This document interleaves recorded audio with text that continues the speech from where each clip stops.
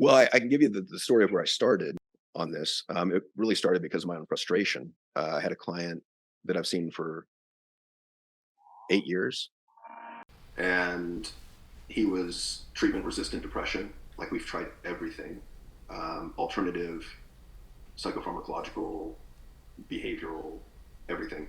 And he wasn't really making any progress, and he was just kind of stuck in his bedroom in his parents' house.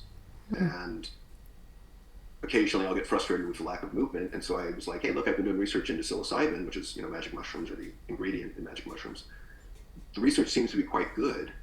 It, creates new brain cells. It creates new pathways between brain cells. It breaks up old habitual ways of negative thinking.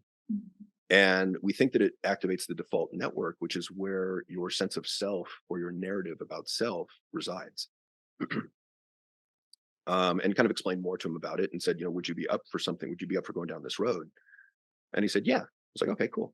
So I looked up clinical trials. There's clinical trials all over the US right now.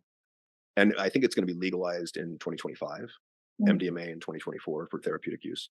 And so we've done that 4 or 5 times. It's the most growth I've seen in him in 8 years. And we also combined it recently with a little bit of MDMA on the front end.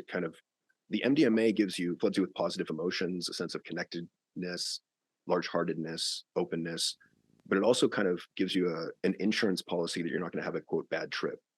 Then we sit and talk. And it's the most talkative he's ever been. It's the most open he ever is. It's the most vulnerable he ever gets to.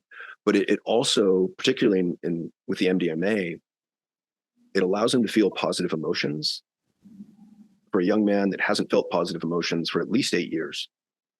Wow. He was kind of besieged daily with suicidal thoughts. And so to me, it's relaying new neural tracks and shows him possibility.